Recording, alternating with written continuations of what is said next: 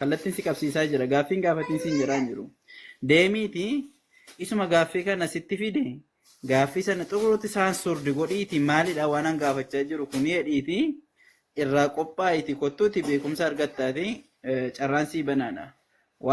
Jechuun nama sitti kolfisiisuu nan danda'a waan ati ammaa asufte ishee qabaabduu ammaatiin jechuudha garuu kanan barbaadu'anii akkati waa bartuun barbaada waan ta'eef deemiiti gaaffii makee isaan surdi godhiiti sirriitti itti qophaa'iti kottu asumarra jira suuraa doontaan sunaan jama majaa 537 irratti aashaan waan tarratte maan namni na kolfaree isaanuu hin saalfanne waan hin jirre haasaa irta qabuletti kiyya waan hin jirre haasaa irta waan akkas jedhamutu hin jiru bar baasi akka hin jirre ishi suurata sannaa baasi akka hin jirre argina ragaan si gaafatee ragaa sannaa baasita sunaan gaaffiin gaafanneen bu'uuruma gaaffii keetu dogoggora dhaale malee kan namni kolfaa jiruufi ati waan gaafatte hin qabdu barammayyuu garuu bu'uurumti ka'umsumti kee ganaadha si galeera itti qophaa'e xurumatti itti qophaa'e iddoo dhugaayoo gaya mootii godhadhuuti jireenya itti fufuun dandeessaati. Hayyee ishi galatooma erga jireenyaadhaan shaadaa qabatee musliima ta'uu ni danda'attaniitu. Kunoo isin dhugaayoo himanni aashaan ispaarmii nabi Muhammadii ka harkaan faga. Hayyee itti fufi jireenya. Innaa erga jettanii wanta goggoruudhaa baadhee jireenyaadhaan shaadaa qabatee musliima ta'uu ni danda'a waan daangessu hin jiru jettanii quraana qara'uu ni danda'a oromiffaan namni qaraasisuu ni danda'a oromiffaan ni jira. Tokkoffaa gaaffiin kee gaaffii bareedaadha gaaffii adeemsa qabudhas jalqaba irratti islaamummaan aayidentitii kee eenyummaa kee kasii kabaju amantaalee jiran keessaa amantaaleen garbummaatti siin ajaajine amantaa islaamaati in jeneraalii akkuma waliigalatti yoo fudhattee ilaalte akka seenaa oromoo keessattis yoo fudhatte wantoonni qabsoon islaamni hatta sabuma oromoo kana antini jala baasuudhaaf godhellee waan dhokataa miti akkuma saba oromootti yoo fudhatte saboota biraa keessattis dhiibbaa amantichi qabu dhaqee saba tokkoof akka inni kolonoomu yookaan nama jala galchuu miti kaayyoomti isaa namni kamiyyuu wal qixadha uumaa isaa duwwaa waaqessuu qabaattidha kan inni amanu akkuma waliigalaatti garbummaa waan jedhamu jala garbummaa namaa jala garbummaa yaadaa garbummaa maalii jala baasee namni kamiyyuu waaqa tokkicha sana akka inni waaqessuu itti ajaja qajeelfama shari'aa islaamaati kuni ati waa'ee maqaatii wal qabsiistee gaaffii gaafattee turte ustaazni jazaahumullahu khairan rabbi irraa jaallatu ibsa bareedaa siif kennanii turanii ibsa bareedaa siif kennanii jiru waa'ee maqaa keessatti maqaa gaggaariin eessattuu jaallatamaadha shari'aan wanti inni fedhu maqaa bareedaadha kan inni fedhu waliigalaa irra miti afaanuma oromoo ta'ee maqaa badaa fakkeenyaaf maqaan fofokkataan jira maqaa afaan oromootiin isa ta'u arabiffaan isa ta'u ingiliffaan isa ta'u nama tokkoon maqaa namni ittiin saalfatu yookaan itti oromiffatee duwwaadhaaf hin jaallatu fakkeenyaaf saree dheetu nama tokkotti maqaan tokko ba'e maqaan kun maqaa jaallatamaa miti sigalaa jira miti fakkeenyaaf karkarroo dheetu namni tokko of waame yookaan namni tokkotti mogga'ee maqaan sun maqaa ibaadaadhaan wal qabatu osoo hin taane intini ilaalchuma irratti maalidhaaf fokkataadha. Maqaan fokkataan akkasii jijjiiramuu qabaadha. Maqaan lammata jijjiiramuu qabu maqaa rabbii wal qabatu fakkeenyaaf Hayila Yesuus jedhu warri amaaraa yeroo baay'ee hin dhageessanitti fakkaata. Hayila Yesuus jechuun humna Yesuus jechuudha miti. Maqaan akkasii Hayila Maariyaam, Hayila Yesuus, Hayila Maalii wanti jedhamu kuni guutuunsa waan akkasii kun jijjiiramuu qaba. Waan hundisaayyuu kan rabbii ta'uu qaba. Namni tokko garbicha rabbii kanaaf fakkeenya Abdallah kan jedhu garbicha rabbii jechuudha. Arabiffuma mataasaa ta'ee maqaa dogoggora ta'ennaan hinuma jijjiirama. Maqachi sirrii miti ta'ennaan arabiffaan osoo ta'ee hinuma jijjiirama. Waa'ee arabiyyummaa jala deemuu osoo hin taane maqicha irrattidha wanti hundaa'u. Fakkeenyaaf maqaan caalaanii jireenyaanii maalii maqaa babbareedaan tokko jira. Maqaan akkasii oromiffas yoo ta'e homaa rakkoo tokko hin qabu. Jireenyaan har'a maqaa isaa jireenyaa fudhatee islaama ta'uu ni danda'a. Jireenyaa fudhatee jechuudha. Si galaa jira. Ani amma fakkeenyaaf karaa abbaa kiyyaatti yoo fudhatteerta Aadam Dheeressaa Kamisoo Dallanaa akkasiin kan inni deemu maqaa Oromootiin jechuudha. Maqaan kun dhiibbaa wayii hin qabu dhufee asirratti. Si galaa jira miti obboleessa kiyya. Lammata Qur'aana afaan Oromootiin qara'uun hin danda'amaa ka jettee fi hatta barsiisumti afaan Oromoo seeruma afaan Oromoo keessatti fakkeenyaaf namni jalqaba yeroo jalqabaa qubee bocee illee fakkeenyaaf gadi baase sheekkan islaamaati yoo seenaa irratti intineet shee Bakrii Tsabaloo fa'aa akka shee Muhammad Rashaad fa'aa warreen akkasii kanadha. Yeroo jalqabaaf shee Muhammad Rashaad afaan Oromootiin qubee afaan Oromootiin barreessanii sagalee afaan Oromootiin waraabanii Qur'aana saba kanaaf dhiheessanii jiru. Sagaleen isaanii jechuudha. Shee Muhammad Rashaad abbaamti qubee jenereeshinii abbaamti qubee kaa'e sun ni beektadhee yaada. Kaa'amee jira. Maalsaa kaa'anii hiikkaa isaati. Hiikkaa Qur'aanaati malee Qur'aana miti. Differensi as gidduu jiru ilaali. Si galaa jira miti? Hiikkaa Qur'aanaati. Amma fakkeenyaaf amma Baaybiliin afaan Oromootiin jiru macaafa qulqulluu jedhamee wanta afaan Oromootiin jiru yookaan Amaariffaan jiru yookaan Ingiliffaan jiru macaafa qulqulluu jedhamuu hin danda'u. Maaliif hiikkaa isaati malee orjinaalichi hin jiru. Na hubachaa jirtaa? Qur'aanni isa orjinaala sanadha. Isa afaan ittiin jalqaba nabiyyicharra itti buufamedha. Bilisaanin Arabiyyin mubiin jedha. Afaan Arabiffaa ifaa tahee nan buusee jedha Rabbiin Subhaanahu wa ta'ala. Afaan Arabiffaa ifaa ta'een. Afaan Arabiffaa sanarraa immoo afaanota addunyaa guutuutti hiikamee barsiifamuun waajiba yookaan dirqamadha malee wannoo biraa miti. Garuu orjinaalichi tuqamuu hin qabu. Waliigalaa irra miti. Orjinaalichi sun tuqamuu hin qabu. Fakkeenyaaf har'a orjinaalli jiraachuun maa inni hiikkaa keessatti yoo dogoggorri wayii argame gara orjinaala sanatti deebite jalqaba. Si galaa jira? Ina galaa jira. Gara orjinaala sanattidha kanatti deebitu orjinaala sanaan kan deemu. Afaan Arabiffaatiin buufame Quraanni. Hiikkaa fakkeenyaaf jechoonni walirraa bakka bu'an jiru akka afaanota hunda keessa iyyuu jiru afaan Arabiffaa keessas jira. Isa Qur'aanni jalqaba ittiin bu'e sana dhiistee kunis hiikisaa tokkodha Arabiffaan jettee jecha biraallee itti fayyadamuu dandeessu akkuma afaan Arabiffaatti mataasayyuu. Afaanuma Arabiffaa ta'ee Qur'aana jecha jalqaba ittiin bu'e sana malee woordicha malee woordii biraa tokko fayyadamuu dandeessu. Woordii jalqaba orjinaala Rabbii biraa ittiin buufame qara'amuu qaba. Osoo waan tokko ittiin dabalamiin osoo waan tokko ittiin hir'atiin har'a Qur'aanni keeyata 6,236 qaba. Biyya kam yoo deemte keeyata kanarraa hir'atu ittiin dabalu jechoota gara 70,000 wayii qaba. Kanarratti hatta tuqaa beektamiti poointii kan Qur'aana ittiin irra jiru barreeffamarratti kan kaa'amu. Garaagarummaan tuqaallee hin jiru.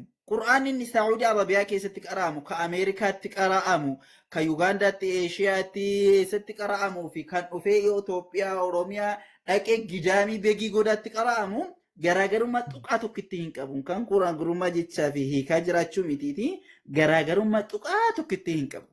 Kun jechuun tika Rabbiiti. Rabbiitu Subhaanahu wa ta'ala jecha isaatii ofii isaatii buusee Qur'aana suuraa الحجر بسم الله سلقفا يا سرقل رتمال جدا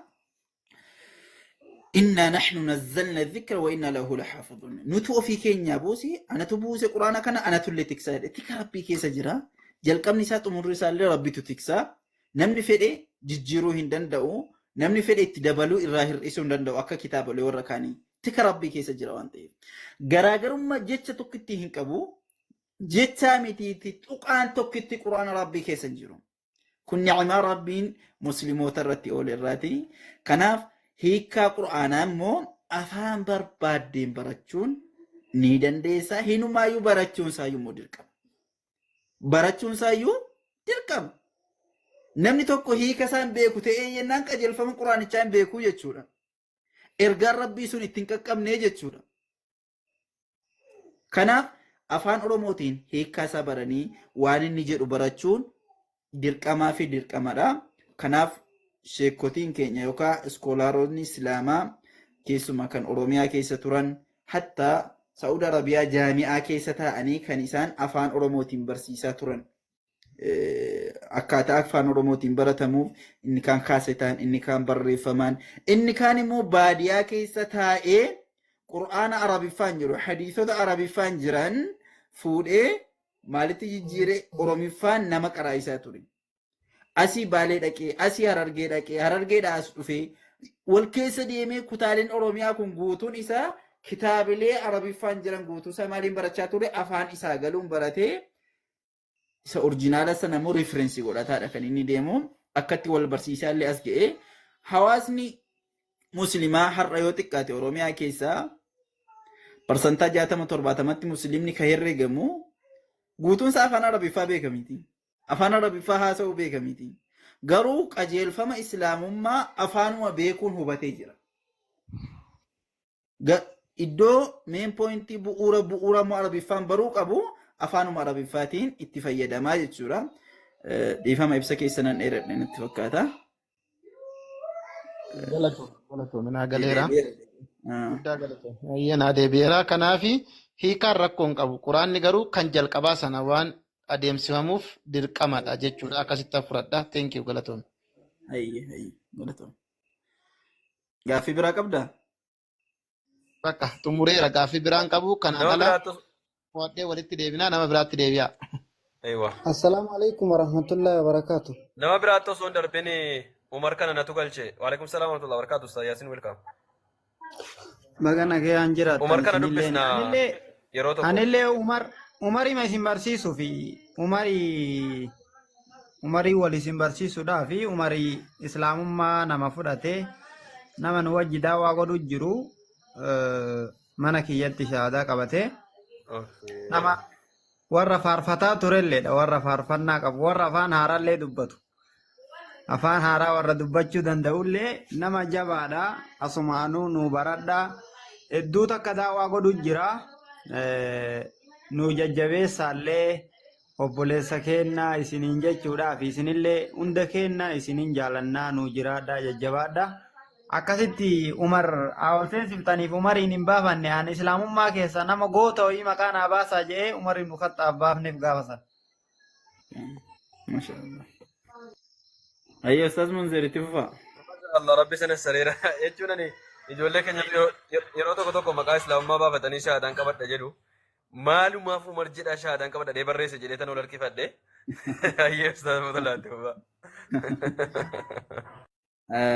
Umar maashaallah baga rabbiin gara amantaa kee jalqabaa amantaa qajeelaa fi filatamaatti rabbi si fide. Hanii an lakaa si gammannee jirraa jabaadhu. Amantaan ati itti dhufte amantaa makeeti malee keessummaa wayii miti amantaa kanaa fi amantaa kana immoo gaa akkuma atuu beektu hunduu beeku rabbi namni humna isaatiin qabeenya isaatiin zarii isaatiin fudhachuu hin danda'u. Osoo namni aangoodhaan islaamummaa argata ta'ee silaa islaamummaa qajeelaa bareedaa kana faraa'unaa yookaan raa'uun waggaa 400 ol dachii kana bulchee osoo islaamummaa balaaleffatu gaafa ruuxiin isaa ba'ee kokkee geesseettu ana amantu billadii amanat bihi banuu israa'iila wa ana min almuslimiin jedhe xumura. Aangootu qabu utuu ittiin fayyadamiin gaafa xumura ruuhiin kokkee isa geessee jettu har'a amaneera gooftaan tokkoyyuu hin jiru anuunan sobaan ture. Jedheenaan ana jedhee rabbiin amma hin fayyadu egaa ruuhiin kee kokkee geesse yeroo kana booda waan tokko sin fayyadu jedhe rabbi deebisu. So aangoodhaan ta'e warra akkasiitu argata ture. Garuu gaafa du'uu ka'an immoo islaamummaa bifa kanaan hawwu jarriyu. Zariidhaan isa osoo ta'e gosa nabiyyi keenyaa keessa Abii Lahab fa'aa Abii Xaalib fa'aatu qabata ture. Jarruu hin qabanne zariidhaan osoo ta'e. Osoo qabeenyaan ta'e Qaaruun fa'aa ture. Islaamummaan وجاهدوا في الله حق جهاده هو اجتباكم إساتسم في التجر وما جعل عليكم في الدين من حرج ملة أبيكم إبراهيم هو سماكم المسلمين من قبل ربي تسم في ليه ofii isaatii karaa nabiyyallaa Ibraahimii fi karaa nabiyyoota kanaan duraa irra sin kaa'edhe rabbitu filatee gara amantaa kanaatti si fidee amantaa kanarratti wanti sirraa eegamu rasuulli rabbi sallallahu alaihi wasallam gaaf tokko gaafatamanii maal jedhan naadhaami jedhee sahabaan tokko itti dhufeenaan qul aamantu billaahi thumma istaqim rabbitti amane jedhiiti ergasii achirra gad dhaabbadhu jedhan walaa olii gadi fiffiigin khalaas ati jecha tokko jecha nama biraa dhaqee hin gaafanne jecha deebiisaa si biraa malee hin arganne yaa ergamaa rabbii naadhaamaa jedhee rasuula rabbiitti dhufee jennaan qul jedhii jedhanii aamantu billaahi rabbitti amane allahi tokkicha sanatti amane jedhiiti summa istaqim ergisi istiqaama godhadhu ejjinnoo godhadhu ejjinnoon kerraafamiin si jalaa jedhan akkasuma rabbiin illee quraana keessatti yeroo dubbatu maal jedha inna alladhiina qaaluu rabbuna allahu thumma istaqaamuu falaa khawfun calayhim walaa hum yaxzanuun warri gooftaan keenya allahiidha jedhanii ergasii isumarra gad dhaabbatan isarra gad dhaabbatan ejjennoo qabaatan amantii isaanii kanarratti ejjennoo cimaa gad dhaabbatanii jedhanii gaafa namni sodaatu sodaan isaaniirra hin jiru jedha yeroo namni yaadda'u yaaddoon isaaniirra hin jiru jedha rabbiin subhaanahu wa ta'aala atillee obboleessa keenya bagaa amantaa kee jalqabaatti deebite siin jecha istiqaamaan irratti gad dhaabbachuu rabbii keessa kadhachaa ofii keessa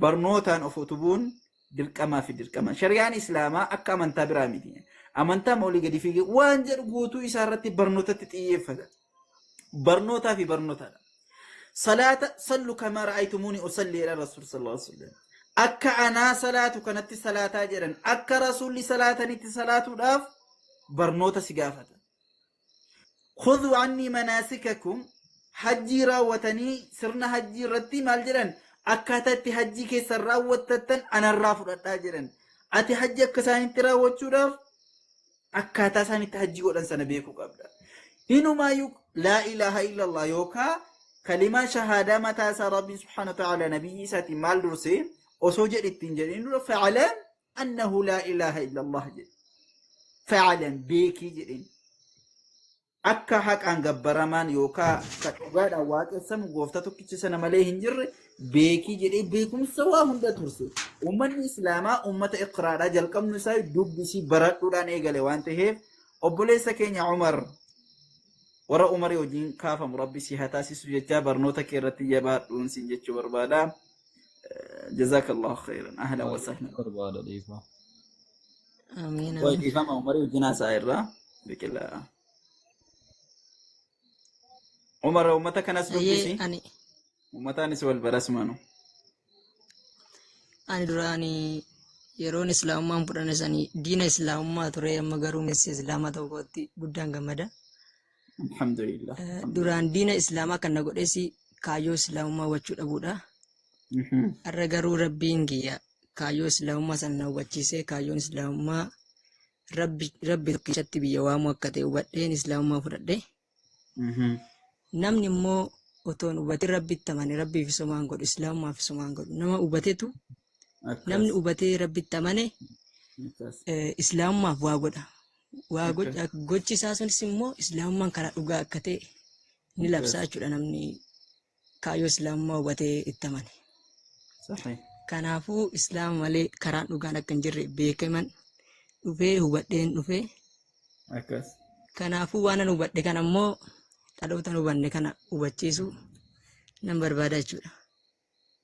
Mashaallah. Duraanii uumama gabbaraa turre uumaa dhiisnee uumama gabbaraa turre nuti garuu amma kaayyoon islaamummaa namoonni kaayyoo islaamummaa hin beekne jiran islaamni akka waan qileetti itti waamaniitti fakkaata garuu islaamni kaayyoon islaamaa rabbi tokkichatti biyya waamudha isa nama qalqe isa waan hundaa gararraa jiru isa waan hundaa gochuu danda'utti biyya waamudha isaan garuu waan kana hunda otoo hubatanii kaayyoo islaamaa namni hubate islaama ta'uuf waa tokko irraan goru. Namni rabbitti amanuu kan dhaban kaayyoo islaamummaa hubachuu dhabuu isaaniiti. Kana malee kaayyoo islaamummaa haa hubatan dura. Islaamni akkamii? Islaamni maalitti biyya waamaa jira? Haa jedhanii yoo hubatan yeroo sana amanuudhaaf omtuu wanti danqaas ta'u hin jiru. Akkas. Ana gaafan dhugaa hubadhee Ustaaz Yaasin bira laayivii isaasiin waa tokko isaa waliin dhimne Iyesuus maadhanaan jedhee akka macaafa keessatti caafamus Iyesuus namumaa ergamaadhan jedheen. Achiin booda iddoo kamitti wal dhimne Iyesuus hunda keenyaaf du'eera jedheen tamanaanii inni immoo Iyesuus hin duune naan jedhe. Iddoo Iyesuus hin duune jedhu sanitti xiqqoona waraane akkamitti Iyesuus hin duune Iyesuus sanuuf du'e kana sanuuf jedhee fannifame kana akkamitti hin duune naan jaa jedhan aare iddasitti. Jennaan ragaa naaf fide Iyesuus akka hin duune. Ibroota keessa immoo akkanatti Iyesuus gara isa du'a oolchuu danda'utti in iyyate Waaqayyo iyya isaa hin dhageefi jedhe. Kanaafuu inni hin duune innaa iddoo sanittis ragaa naaf fide waan ta'eef dhugumatti nan gammadee gaafsan islaamummaa nan fudhadhe. Gaafan islaamummaa fudhadhe akka lammata hin gaddinetti hin gammade. Maatiin kiyyas firoottan keessa hundiyyuu zartiin kiyya na jibbullu gaafan islaamummaa fudhadhu sana akka lammata hin gaddinetti hin gammade waan ta'eef islaamummaan karaa dhugaa akka ta'e itti gammadeen jira. Kanammoo alhamdulillah jecha rabbiin galateeffadhaan. جزاك الله خيرا ربي ثبات الرتسي فكنو ربي سي وجين هذا أبتو حواس نين لقى كنو سبراجرا فنافتي يا من تاكيت جبادو سنجت شو بربادا أستاذ أبو معاذ نتك أبو طلحة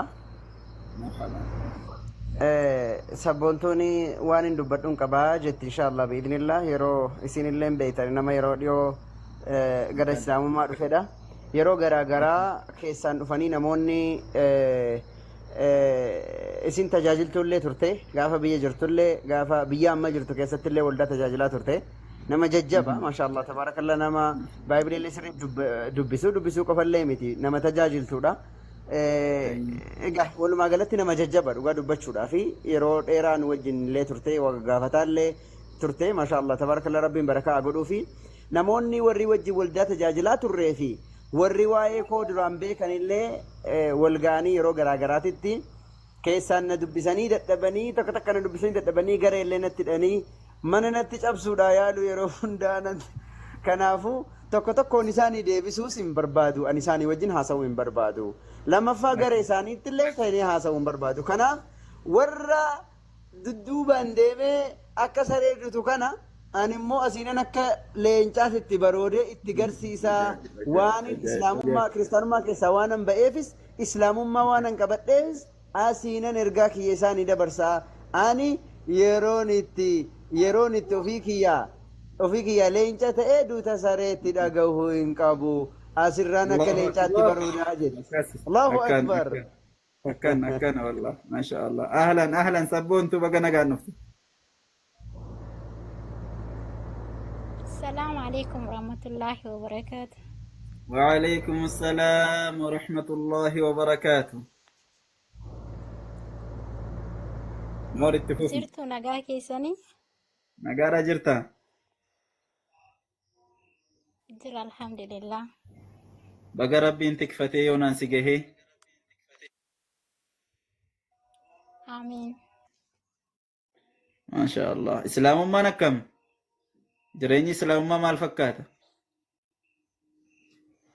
جريني إسلام ما كيف جنماتي هدو تكنماتي تولا الحمد لله. يا غاني نعمك وفانا ما بيلا يبي جروت بيكا يا كان مي وان إسلام مرة وانو فيست إيه حواسا فلامتمي إرجع قبل سچمان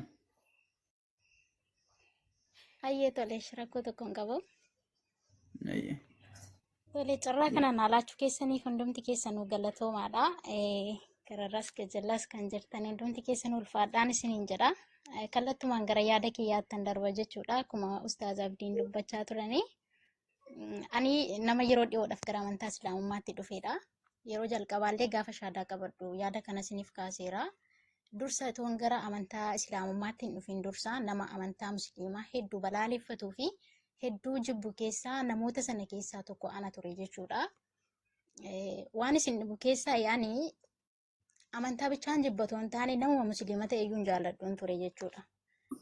Nama musliima ta'eyyuu itti siquullee hin fedhu, hiriyaallee godhachuu hin fedhu, duukaallee haasa'uu hin fedhu. namni sun akka waan du'e bakka namni reenfatti siquu jaalatu jira akka reenfaa wayii natti fakkaata namni musliimaa jechuudha hedduun sodaadha itti siqu jechuudha sababni isaa naannoo keenyatti musliimni illee hin jiru nama lama qofan beekan biyya keenya keessaa musliima jechuudha isaan dhiirota turan namoonni lamaan sun dhiira turanii haati manaan isaanii garuu maabarasa jedhamu maaramii dhuguu garuu isaan immoo musliima jaruma kana maaltu rakkisee tomaatiin isaanii kiristaana ta'anii jiranii tomaatiin isaanii amantaa biraa hordofanii isaanuma kana maaltu qophaa baaseen jedha yeroo baay'ee isaan nan ajaa'ibsiifadhaan ture haa ta'u namoonni lamman suni hawaasummaa keessatti illee ilaalcha gadaanaadha ilaalchi isaan qabanii iddoo namaallee hin dhaqanii namaan illee hiriyummaa hin qabanii hedduu tokko ilaalcha gadi bu'aa qabu hawaasummaa keessatti naannoo keenya keessaa namoonni lamman ani beeku sun jechuudha. Haa ta'u namni illee isaanitti siqatu hin jiru bakka akka naannoo keenyatti musliimummaa jechuun tasuma hin jiru. Kanaaf iyyuu anillee baay'een jibbaa waa'ee quraanaallee hin beekuun ture. Garuu yeroo jalqabaatii fi ani baatii raamadaanaa keessa kanan garee shaadaa kana dhufeetu waa'ee quraanaa kanaaf waa'ee wangeelaa akkasumallee amantiin islaamaa maalidha amantiin kiristaanaa maalidha kan jedhu taa'ee hordofuu akkasuma gaafachuuf gaafatamuu kanan jalqabe baatii raamadaanaa keessa jechuudha. Isa booda yeroo dhugaannaa galutti akkas jechuudha lakkaa islaamummaa jechuun dura maaf hin jibbe waan jedhu wayii keessa kootti fudhachuuf amansiisuun jalqabe jechuudha. Akkasuma immoo waan naan galle islaamummaa irraallee gaafachaan ture akkasuma ustaazonni asirra taa'anii yeroo barsiisaa turanitti akkana jechuudha yaada jedhu quraanarraa musliima jechuun akkasii islaama jechuun akkasii jedhanii gaafa barsiisanitti bakka of murteessaan deeme ani immoo idda amantaan islaamaa amantaa akkasiidha ta'e idda amantaan islaamaa ragaa akkasii qaba ta'eeti waaqni nan itti amanee jiru kun immoo waaqa akkamiiti yookiis immoo amantiin ani qabu kun immoo amantii ragaa guutuu qabudhaayi maalidha inni kan jedhu ofii kiyyaaf of gaafachuun jalqabe jechuudha. Hiriyoota wajjin tajaajilaa ture wajjiniin tajaajilamaa ture illee hin gaafanne ofumaaf of gaafachuun jalqabe gaafii ofitti uume jechuudha. Isa booda wangeela irraallee gaafa wangeela dubbisu dhugumatti wangeela kana eenyutu barreesse wangeelli kun immoo maaliif akkas jedhe Yesuus Kiristoos immoo gaafa nama ani ilma namaati jedhee gaafa wangeela keessatti dubbatu ilma namaa waaqessaa jiraayi isa tofiin jedhe moo nama biraatti ittiin jedhe kan jedhu deebisee illee irra deddeebi'e wangeelan dubbisaa. Isaan booddeetti Yesuus guutumaa guututti wangeela keessatti namummaa isaatiif ergamummaa isaa seeraan gadi qabee barsiisee nan hubadhe. Haa ta'uyyuu waaqummaan isaa achi keessatti Yesuus kan dubbate namummaa isaaf ergamummaa isaa malee waaqummaan isaa hin jiru. Ani waaqadha, ana qofaadha haqaan gabbaramaan na waaqessa naaf sagadaa kan jedhe Yesuus Kiristoos wangeela keessatti hin argine jechuudha. Isaan booddee edda Yesuus ilma namaati ta'e anis ilmoo namaadha waan ta'eef maafin isaaf sagada kan jedhu amantiin islaamaa jechuun immoo maal jechuudha? Rabbi tokkichaaf bitamanii jiraachuu yookiin immoo ajaja rabbii jala jiraachuu jechuudha. Sababa kanaaf iyyuu inni haqaan gabbaramaa ta'e rabbi tokkicha erga ta'eeti. Akkasuma immoo rabbis immoo jecha masaa keessatti gaafa dubbatu amantiin ani isiniif jaaladhe amantiin haqaa amantiin islaamaa qofa jedhee idda rabbiin dubbate jecha rabbiin ala anaan maaltu faallaana godhe. Ani waan biraa fa'aatti amana yookiin waan biraa fa'aa waaqessan natti fakkaata islaamni akka odeessanittis naannoo keenyatti musliimni inxonoo qola jedhu nama ajjeesu malee jannatayyuu hin galu jedhu akkasuma immoo musliimni lafa kanarratti nattaa tolu jedha malee jannata hin beeku musliimni jedhan akkasitti hin beekan musliima jechuudha. Lafarratti nattaa tolu malee jannata hin galanis jannata illee hin beekanii jedhu akkasittiin waan hin beekuu fi bakka hin jaalladhu jechuudha. Kanaaf guyyaa tokko fa'a mucaa tokkooni maali atiyyuu Nabii Muhammaditti amanta mitiin jedheen an akka sana fa'aattan beeka waan namatti amanan fa'a natti fakkaata jechuudha.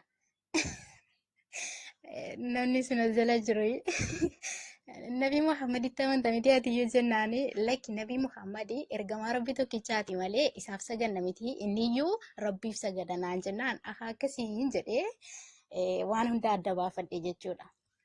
Kanaaf isa kana hundayyuu rabbiin naaf dhiiseera nama qulqulluudha jechuudha. Kanaaf gara amantaa kanaa kan na fidee dhugaa jiru haqni jiru wanti an hubadhe wanti an adda baafadhe gara amantii kanaa dhufe haqaan gabbaramaan rabbi tokkicha ta'uu isaa qofa ilma namaaf hin sagadamu waaqni lama miti waaqni sadii miti waaqni afur miti shan miti tokkicha innis immoo rabbi tokkicha Allaadha. Kanaaf Iyesuus Kiristoos immoo ofii isaatiif iyyuu Rabbi tokkichaaf sagada, Waaqa sagaduuf qaba, Waaqa waaqessu qaba, Waaqa isa ergate qaba, Waaqa hergamuuf qaba. Warri jirtan jiraadhaa, warri garee hidhaa turtan, akkasuma immoo warri immoo karaa keessaa immoo sabboontu ati amantiin Islaamaa amantii dhugaa ta'uu isaa hubattee deemte miti. Ati kan si bite birriidha. Akkasuma immoo dhiiraaf jetteetu gara amantaa Islaamaa deemte malee amantii Islaamummaa dhugaa ta'uu isaa hubattee deemte miti. Warri jettan akkasuma warri garee hiitan akkasuma immoo warri tajaajiltoonni paasteroonni warri dheengadda waliin tajaajilaa turre hiriyoonni koo wajjiniin tajaajilamaa turre hundi keessan naa dhaggeeffadhaa. Injirta yoo ta'e sagaleen kun akkasiin qaqqabuu fi sheeritti naa godhaa naa qaqqabsiisaa nama hundaa har'a ragaa wajjiniin akkasuma immoo deebii keessan isiniif hin deebisa hunda keessaniif asirratti jechuudha. Kanaafi anaani akkasin jettan miti. Akkasin odeessitanis miti. Sareeni dugda duuban namatti dutti malee kallattii fuulduraan dhaabattee namatti hin duttu. Anaaf isin qooda walitti hin qabnu gargaridha. Obboloonni kiristaanaa jechuudha na dhaggeeffadha. Aniif isin wanti adda nu godhu jira. Innis isin ilma namaaf sagaddu ani immoo Rabbi tokkicha isa dhabama sanarraa waan hin jirreerraa nama na godhee na jiraachisee na uume sagada Rabbi tokkicha jechuudha. Kanaafiyyuu kalee yoon dogoggoreeyyuu kaleessa amantiin irratti dhaladheerraa kallattii hin beekamne yoon dabeeyyuu har'a garuu amantiin kun amantii haqaaf amantii sirrii amantii dhugaa ta'uu isaa qoradhee gaafatamee amantii koo durii sana deebi'ee argadheera. Alhamdulillah argadheen jira. Kanaaf bakka isin dhaabbatta sana dhaabbachuun anarraan eegamu. Warri illee garee hiitanii kottuu gaafii nuu deebisii kottuu waliin haasa'i warri jettan noo si faana naasa'u. Maaliifi raaree keessa deebi'ee akka booyyee beektu miti booyyeen dhiqatee ka'ee deebi'ee raareetti gangalata. Ani booyyee miti ilmoo namaadha. Intala Oromooti. Dhoqqee keessa gangalachuu hin fedhu inni durayyuu hin ga'a jechuudha. Kanaafi amantaa sinarra kootuu gaafatamii si gaafannaa jettan kana kaleessan keessa ture yeroo dheeraaf tajaajilaan ture. Ammam dhugaadha ammam sobaa.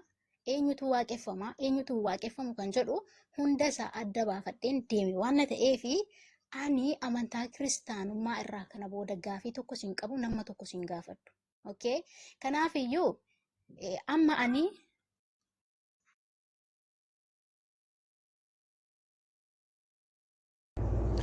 yaa mannatti fakkaata sheer godhaa hundi keessanuu koppiliinki sheer godhaati godhaa dhaggeeffadha dubbii ajaa'ibaati dubbii qalbii nama fuudhu dhugaa dubbachuu fi dubbii namni islaamummaa keessa tureyyuu islaamummaa keessa dhalatee eeganaa guddatee keessa jiruyyuu dubbachuun ulfaatu hedduu dubbatuu jirti isin fayyada sirrii dhaggeeffadha sheer illee godha namoota bira haa ga'u akkasumallee kiristaanonni carraa kana fayyadamanii haa dhaggeeffatan isaanilleeni deebii ajaa'ibaati sheerii godha inshaallah biidinillah sheer godhaa dhaggeeffadha yeroo dhufte dubbadhati immoo sabboontu Abu Talhaa deebii aan deebitani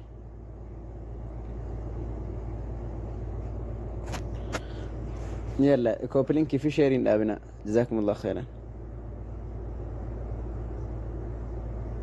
كوبلينك في شيرين أبناء السلام عليكم ورحمة الله وبركاته وعليكم السلام ورحمة الله وبركاته جرتم جرة الحمد لله نجا جرتم جرة الحمد لله بقى جراتنا بلي وانكي جزاكم الله خيرا عمري سنادير السوق وان بريدا تكوجتشو جرتني نمافو فكينيا تو جرتني وان غاري دا الحمد لله اسلامummaan in harkifti malee in harkifamtu namni hedduun gara amantaa isaa beekee deebi'utti jira dhaamsi andaan maddo yoo jiraate irraf nurrafina hin dadhabina itti haafuufnu haragalfiin kenna addunyaa miti akiraadha waan ta'eef inshaallah yoo rabbi jedhe har'a rabbii jecha ifaanyee boru firdoosin keessatti hara baafannaa warra achitti danda'e akiraadha waan ta'eef godhu kanaaf inshaallah jajjabaadhaa nu laalaniit gareen shahaadatu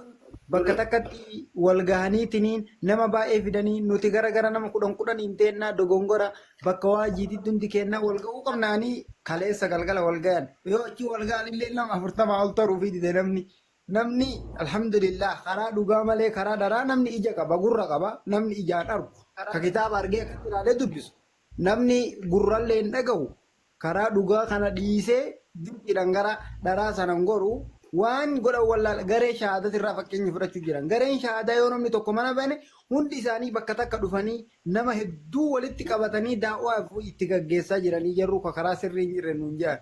Akka gaalli akka wannaan adurreen eenyu maqaan si yeedalli bara anaatu gaalarra dheertuudha jette jedhan.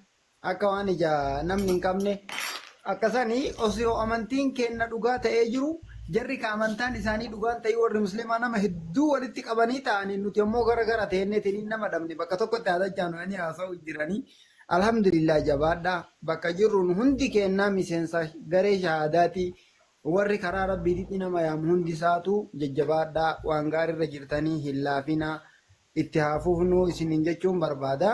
Farda osumaa guluuf dhahan waan jedhanii malee isin laaftanii fi miti jajjabaadhaa baarakallaahu fiikum itti nuufufa. أيه فيك بارك الله فيك سبونت ديبيته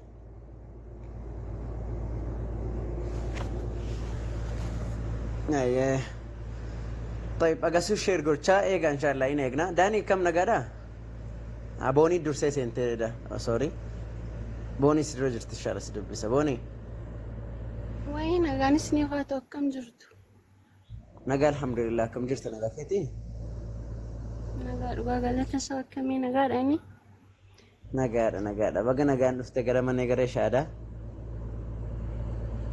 أمين بقى نقال نيدني قافين قبنتو لي قافت شو دندا قافت mee tokko faarratti suma gaafii kottiin seeniini mee maqaa garee shaadaa kana shaadaa jechuun jechuudha ishuma ifanaa godhime achumarraan ka'a maaliifiin baruma barbaadeetu garee shaadaa jechuun jechuudha yoo eegtisa. Dhugaa bahuu jechuudha. Dhugaa bahuu?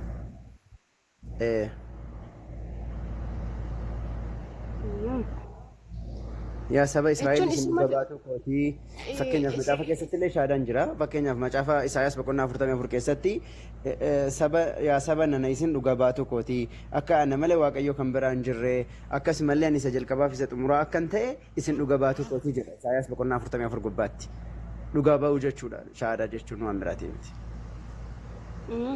Okay baabileerra jira malee quraanarra hin jiru jechuun shaadaa isinuma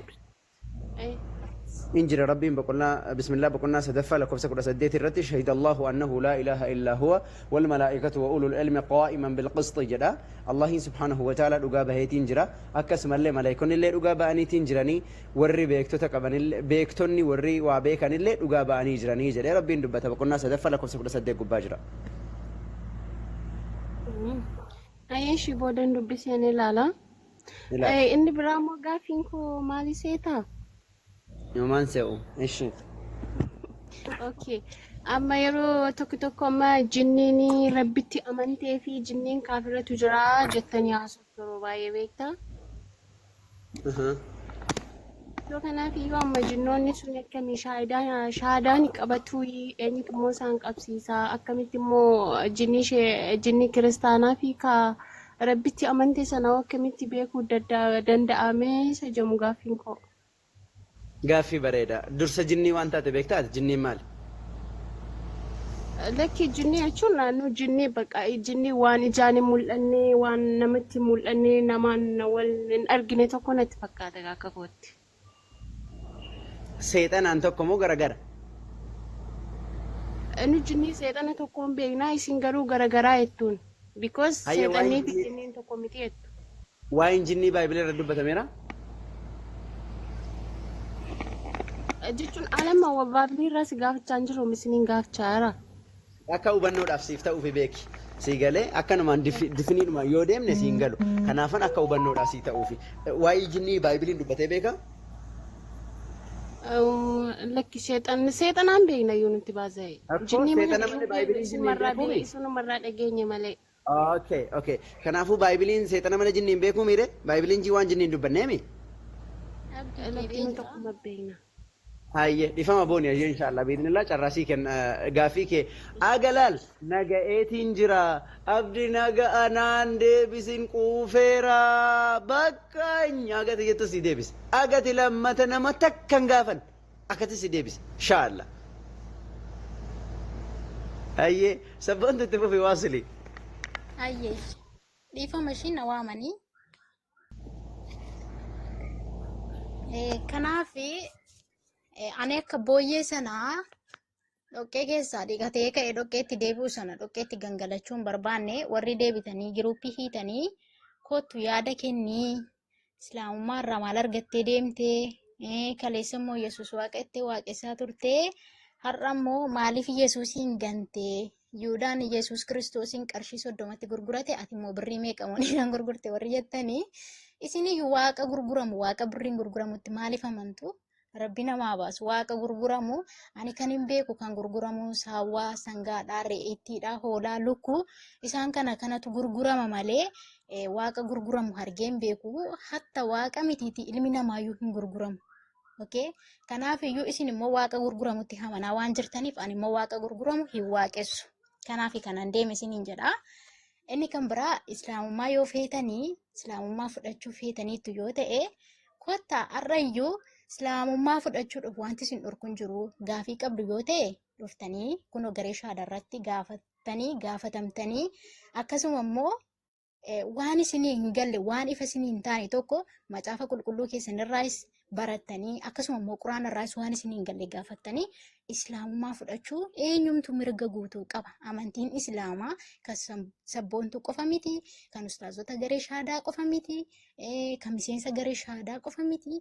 Namni islaamummaa fudhachuu barbaadu kamiifiyyuu karaan islaamummaa banaadha. Weelkaamu isiniin jenna.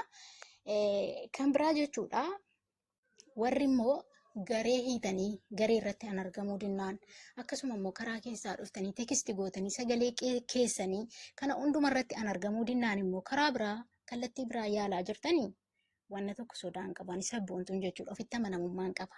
Maaliif yoo jettanii gaafa amantaa islaamummaa fudhadhuanii armee kiyyaan hin mari'anne abbaa kiyyaan hin mari'anne biraazarii kiyyaan maazarii kiyyaan eenyuun siistarii kiyyaan hin mari'anne maaliif yoo jettanii waan na fayyadu an ofitti amanii sammuu koo amansiisee tanan islaamummaa fudhadhe. Wayimmoo warri sabboontu atama biyya ormaa jirtu qofatti islaamummaa kana qofaa duukaa buutaa gaafa biyya galte immoo wayin duutaa wayimmoo islaamummaa dhiiftaa wayi lubbuu kee dhabda warri jettanii. Wallaahiin isinitti himaa jechuudha na dhaggeeffadhaa gadi qabeen isinitti hima jechuudha. Islaamummaa amma biyya ormaa jiruttan hordofa miti hamma dhumaatti amma lafa kanarra jirutti rabbiin naa laaffisee jechuudha. Diinii rabbii kana baradhee isan baradhe kanammoo darbee barsiisee addunyaa hundarra naanna'ee barsiisee tanani dhaloota dukkana keessa akkanan kaleessa dukkana keessa ture sana jechuudha. Warra tokkichummaa waaqaa hin beekne jechuudha. Warra waaqatti amananiif waan itti amanan hin beekne sanatti tokkichummaa rabbii kana dhugaa itti bahee lallabadhee tanan gaafan du'e immoo gara rabbi koo tokkichaan deema. Akkasuma immoo yoon har'aan kana du'e jechuudha. Tuunis faana haasa'u garee shaadaa kanarra toon jiru yoon hamma du'e sodaan qabu. Maaliif jettanii musliima ta'ee du'uun kun na boonsa malee nan boochisu. Okay? Kanaafiyyuu sodaan koo maaliidha yoo jettan kanan sodaachaa ture, kanan dhiphachaa ture, kanan illee itti bu'aa turetti kaleessa wallaalummaa koodha miti. Ergan garuu baatii ramadaanarraa kaasee garee shaadaa keessa dhufee gaafatamee akkasuma gaafachaa ture. Rabbi tokkicha erga ta'e haqaan gabbaramaan Allah qofa yookiis immoo waaqa tokkicha edda ta'e gaafa nu badhee kaaseetu itoon shaadaan qabati yaa Rabbi nan ajjeesiini. Toon tokkichummaa kee kana arraba kiyya ragaan ba'in nan ajjeesiin jechaan ture. Isas immoo sodaa biraaf miti. Tarii amantaa kana keessa gaafan galeetti maatiin kiyya na jeequ amantaa kanarraan jeeqama. Xiqqoo dhugaanaaf galee kanarraa maatii koo nu bachiisaa qo'e jedheetu ergumanni dhugaa jirtu hubadheen booda nan ture xiqqoo shaadaan qabanne ustaazonni illee edda dhugaa jirtu bartee maaf sabboontu shaadaan qabattu yeroo itti duutu beektaa amma duutee boru duutee beektaa naan jechaa turan yeroo sana maal nan taa'e naggeeffadha gaafii ustaazonni na gaafatan maaliif sirriidha dhugaa jirtu bareera haqaan gabbaramaan rabbi qofa akka ta'e hubadheera. Itoo yeroo sana eddan haqaan gabbaramaan rabbi qofa ta'ee hubadheen booda itoon sa'aatii sanatti du'eeoo akkamiin ta'a tokko wallaalummaa koo kaleessaa keessa hin turre achi keessa hin jiru.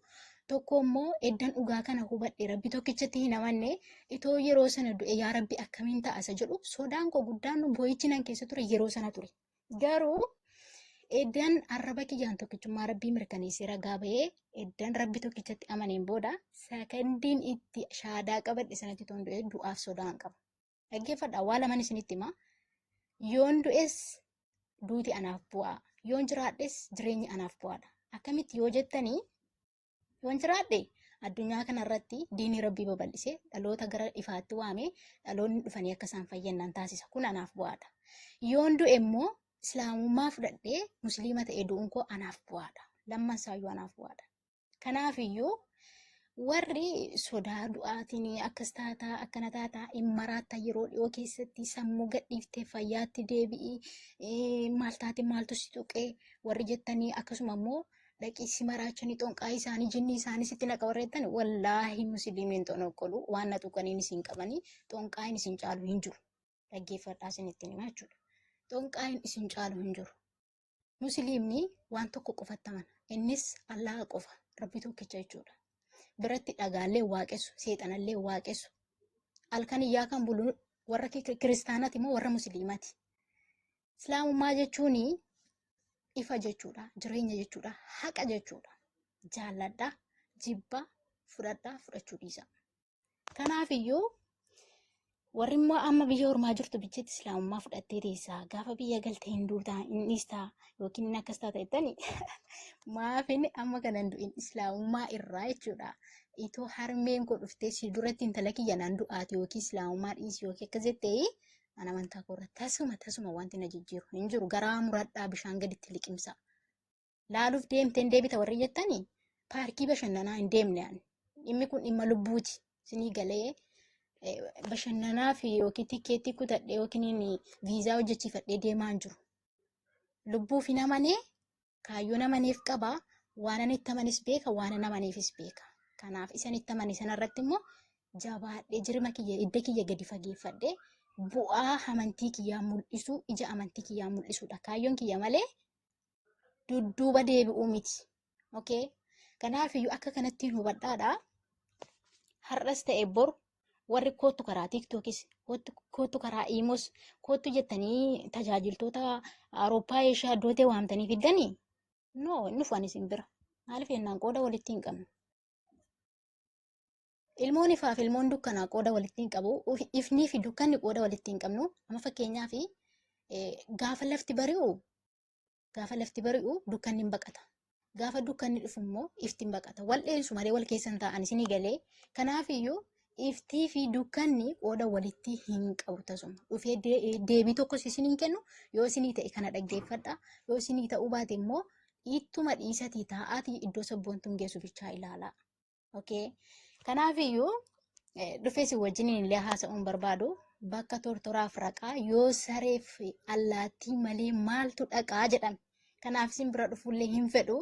Kanaaf galatoomaa ulfaadhaa isiniin jechuun barbaada. Warri doorsisa garaagaraallee qabattanii jirtanii I don't care. Ani waan tokko hin sodaadhu. Yoo isin baasa ta'e itti fufaa.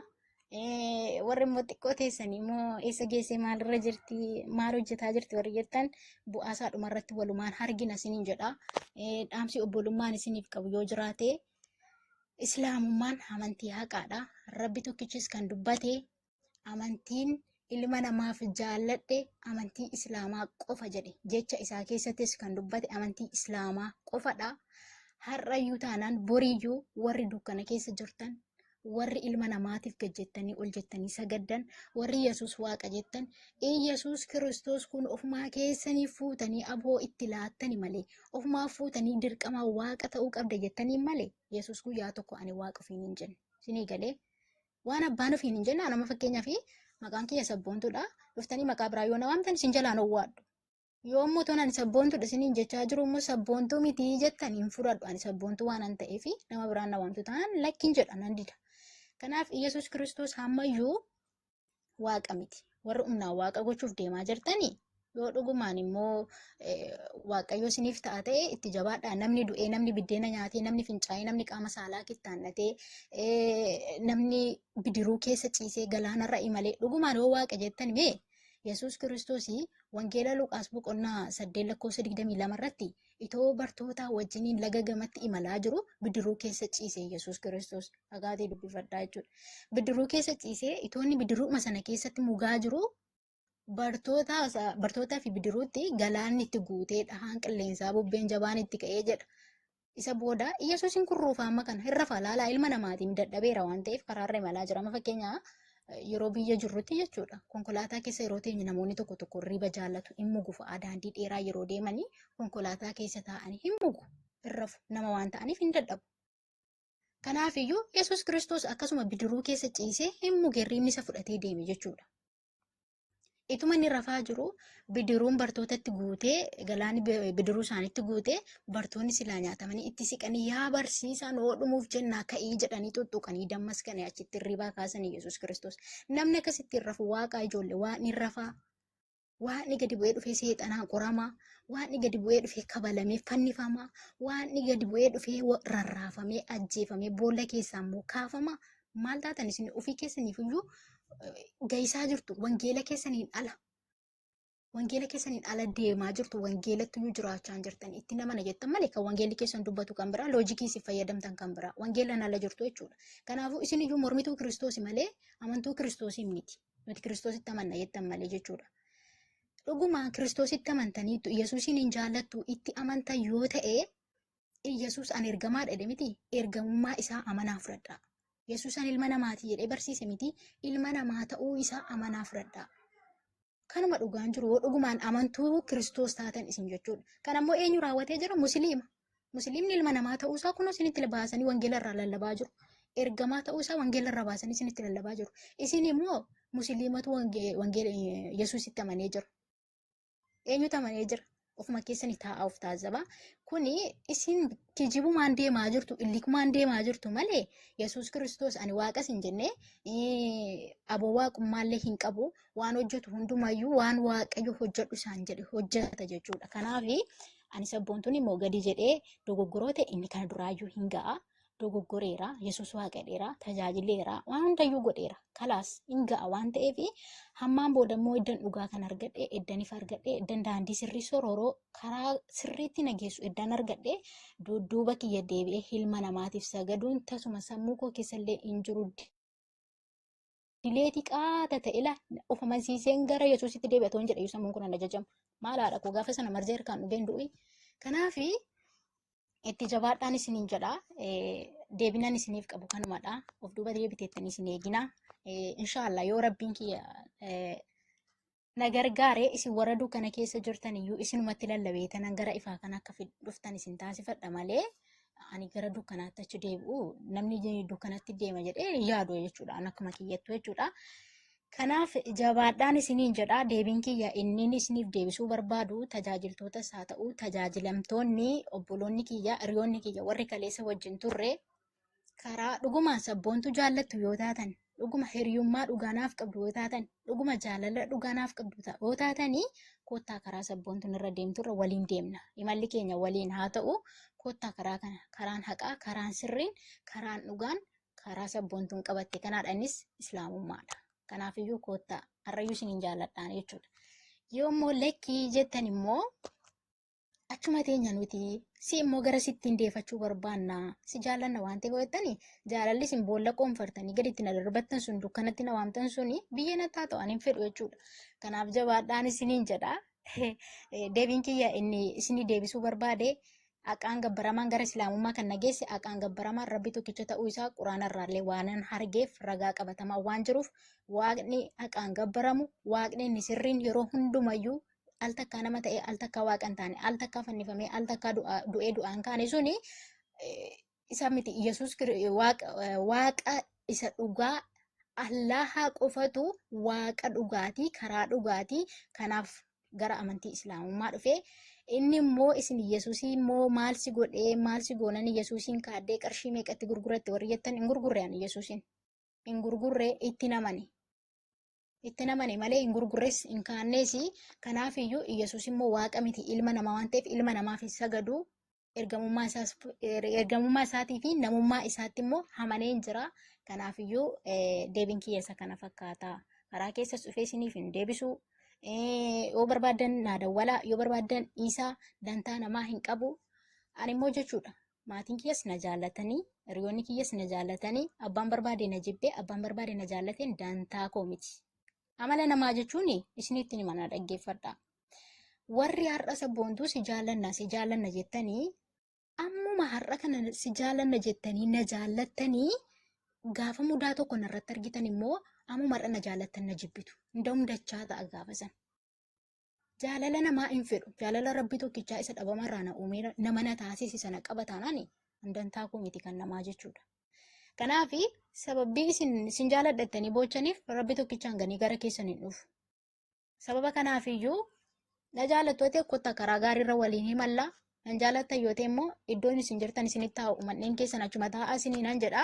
Rabbi immoo guyyaa tokko ija keessan illee banee qalbii keessan illee isinii banee isin qajeelchee karaa qajeelarra isin buusa jedhee abdiin qaba. Abdiin kutadhu lafan ga'ees illee walumaan itti fufna jabaadhaa ilaaltu dhumarratti jechuudha. Kanaafiyyuu deebiin kiyya kana fakkaata carraan alaattaniif galatoomaadha. Karaa keessaa dhuftanii namni tokkoyyuu akkas ta'ee akkana ta'ee gaafii nuu deebisii Yesuusin maaliif gantee warri jettan hin ganne Yesuusitti namane deebiin kiyya kana fakkaata isiniin jedha. Galatoomaa sa'aatii keessaniin gubu. Kallattumaan gara ustaazota keenyatti deebiseen jira ulfaadha. الله أكبر الله أكبر الله أكبر وعليكم السلام ورحمة الله وبركاته يا سلام يا سلام يا سلام كن ديبين جرى قفا في ميت نوفو ديبي دا والله دبي إجاك أبو دبي دوكاك أبو دبته دوكا دبتشو دا في هاسوانا ما قداتي ملي هاسوا جولك كيتي كنا رأيه قمو متي Rabbiin barakaa si haa godhu. Rabbiin amantii qabatte kana irratti gassi haa dhaabu. Inni danda'aadha. Nama haga xumuraate irra jiraatee irra du'ee illee jannatal firdoosiin dhaalu Rabbiin si haa taasisu. Yoo murannoo jajjaba. Yaalii biraallee haga irratti geessaniitti jechuudha. Haga ta'an waan ta'e jiru quba hin qaba. So sadarkaa gara biraatitti yaalanii. Haa ta'u garuu milkoofnee fi fuulduratti illee milkaa'u jechuudha. Fuulduratti illee milkaa'u deebiin keessan sinii deebi'eetiin jira. Garaa keessan kutadhaa. Namni islaamummaa irra jiru akkuma siinuu jettee namni islaamummaa qabate namni muslimaa du'aa fi jireenyi isaaf wal qixa. Nama islaamummaa qabatu nama islaamummaa kiristaanummaa irraa gara islaamaa dhufe ajjeesuudhaaf yaadu sanuu shamara miidhuudhaaf yaadu wanta akkallee wanta akkasiin hin godhu. Gaddeebummaa keessan gadigalummaa keessan dadhabina keessan ragaadhaan dadhabnaan gara biraatiin deemuu keessan isin agarsiisa malee dadhabina keessan agarsiisa malee wallaahi shamaratti waan hamaa yaaduun wanta akkallee gara tokko iyyuu isin dhoofu garuu nama muslimaatiif wanni jala sararree isinitti himnu waan tokko jira inni sun maal jennaan nama muslimaatiif wallaahi aga isin jireenya jaallattanirra namni rabbi isaatti amane du'a jaallata aga isin jireenya lafa kanarraa dhiichisuu sirbuu dhuguu fi caffaruu kilabii garaagaraa keessa fiigdanii isin caffaruu hundas isin jedhu san namni rabbitti amanee tokkichummaa rabbi isaa fudhatee tawxiidni isa keessa gadhaabatee jiru wallaahi aga isin jireenya jaallattan sanirra du'a jaalata. Sababiin isaa namni yoo addunyaarra jiraate badii garaagaraa dalaga rabbi isaatii wal dhaba uumaa isaatii wal dhaba yoo du'e garuu yoo sila rabbiin biraa waan gaarii qabaate jannatal firdoosiin dhaala. Kanaaf namni muslimaa namni rabbi isaatti amane namni tawxiidni isa keessatti gadhaabateetiin jiru aga isin jireenya jaallattanirra du'a filata kana jala sarara. Kanaaf nama tokko miidhuudhaaf yaaluu yookaan ajjeesuudhaaf yaaluu waan akkasii wallaahi waan akkasii hin gowwoomina kiristaanochi sanuu shamara irratti rabbiin rahmata isinii haa godhu. Alhamdulillahi rabbil aalamiin kaleessa akkuma jette dukkana keessa turte kaleessa akka jette ilma namaatti waaqessaa turte arra ammoo isa ilma namaa uume waaqessuu jirti allaqe namni gara garbichaarraa gara rabbii garbichaatti deeme waan takka dhimma takka illee hin qabu. Kanaaf waamichi isiillee waamichi keenyallee waamichi ambiyootaati gara rabbii tokkichaatti kotta uumaa keessan dagattanii maa uumama hin waaqessineedhaaf ilma namaa darartan lal anaa wajjiniin rabbii subhaanahu wa ta'ala quraana keessatti yeroo nuu himu ayata dubbatee erga xumureen booda maal nuun jedha isaan in jaalatan in fedhan akkuma ofii kafaran isin kafarsiisuu fedhan maaliif jennaan fatakunuu sawaa'a akka isin isaanii wal qixa taataniif jecha eessatti addunyaa irratti illee kafartanii akka dachee kanarra deemtaniif jecha akhirattoo ibidda san akkati isaanii wajjin hin dhandhamtuudhaaf jecha gara kufriitti isin waamanii jedha kufrummaa keessan hawwanii jedha wallaahi alcaziim موتوا بغيظكم dallansuu keessanii fi hawwii keessaniinis du'a malee namni takkaa garaa isaatiin qalbii isaatiin rabbii tokkichatti amannaan abadan rabbii sadiif hin bitamu. Sababbiin isaa namni tokko nama tokkoof hojjetee baree ijoollumti mana madaamii mana tokko hojjettee bartee yookaan nama lama mana tokko hojjettee bartee mana sadiin dandeesseen hojjettu dhiiftee biyya rakkina duraan biyya irraa baqattee dhiiftee baate sanitti rakkina sanitti deebite malee mana tokko hojjettee bartee mana afur hin hojjettu. Hin hojjettu. Sababiin isaa afuriif hojjechuun sadiif hojjechuun jabaadha. Namni tokkoof hojjetee barraan namni tokko kadhatee barraan sadiin kadhatu abadan. Sababbiin isaa tokkichi inni waanuma hundumaa uume isa erga ta'e tokkicha kadhatee irraa argatta taanaan sadiitti maaltu si rakkisere afurtu maaltu si rakkisere. Kanaafi garaa keessan kutadhaa. Garaa keessan kutadhaa. Namni rabbii tokkichatti tokkichaan amannaan qalbii isaatiin amannaan garaa waaqa sadii hin deebi'u. Isa humna isaatiin waan tokko godhuu hin dandeenye isa akka ofii nama akka ofii deebi'ee waaqessu abadan wallaalumaa waaqessuu danda'a. Eega gara rabbii isaa tokkichaatti deebi'e immoo allaqe intahal amru xumurameetiin jira. Kanaaf garaa keessan kutadhaa jajjabaadhaa yoo rabbi isinii laaffise isinillee karaa dhugaa barbaaddadhaa. Amantiin tokkitti karaan dhugaas tokkitti namni jannata seenus tokkitti inni sun immoo kame kan jedhu barbaacha keessan. Kanaan achitti nama islaamummaa qabateen darara rakkisa jettanii yoo addan wallaahi ofii rakkattan wallaahi laadiim ofii rakkattan. Kanaafi jabaadhaa ijoolleen gara islaamummaa dhuftan jabaadhaa akkuma sabboontu kana gadhaabadhaa isiillee rabbiin gadaa dhaabu murannoo godhadhaa kutadhaa gadhaabadhaa wanni fedhe yoo isin qunnamerre kun jiruu biyya duniyaati jedhaati bira darba gara jiruu akhiraa keessanii jabaadhaa isiniin jedha. Jazakumullahu khairan. Abbaa Caalee Abuu Xalhaan illee jiranii ani maayikii isinii dabarseera. مرحبا السلام عليكم ورحمة الله وبركاته أبا جالي أما سنن دول سألكم خيرا والله سبونتون قرصة قد جردوا وافمتي حواسهم دابلاتي نون اللي كالتي هدونو قبسيستي جزاها الله خيرا وأثبتها ربي قد أبي شير أفاكنو دبلتان قرو قرصة جماوي فكين جماوي مؤلفوتا فكنيتي مؤلفوتاف abdiin dhagaa jirta keessuma warra mu'allafootaatii fi gorsa guddaa qajeelfama guddaa warra gara amantaa islaamaatti dhufe eessa dhaabbatanii akka haasa'u qaban eessa dhaabbatanii akka deebii kennuu qaban kallattii bareedaa fi qajeelaa laattee jirti. Fakkeenya bareedaa illee taatee jirti. Namni muslimaa bakka kabajaa dhaabbatee akkatti konfidensiidhaan haasa'a. Inshallah rabbiin sabaata siif haa kennu jabaadhu obboleettii keenya rabbii waan irra jirtu irratti si haa gargaaru akkasuma obboloonni keenya maatiin keellee rabbiin subhaanahu wa ta'ala dandeettii isaatiin fedha isaatiin humna isaatiin gara amantaatti jaallattee filatte kanaatti rabbiin siif haa qajeelchu maatii keellee hiriyoota keellee du'aa illee kanadha kan si goonu atillee maatii kee kanaa duraaf du'aa gochuun akkasuma tola itti ooluun akka isaan amantaa qajeelaa kana jaallatanii si wajjin gara jannataa deeman taasisuun sirraa eegama. Fajazaakillahu anna wa anil muslimiina khayran. Wassalaamu alaikum wa rahmatullahi wa barakatuh.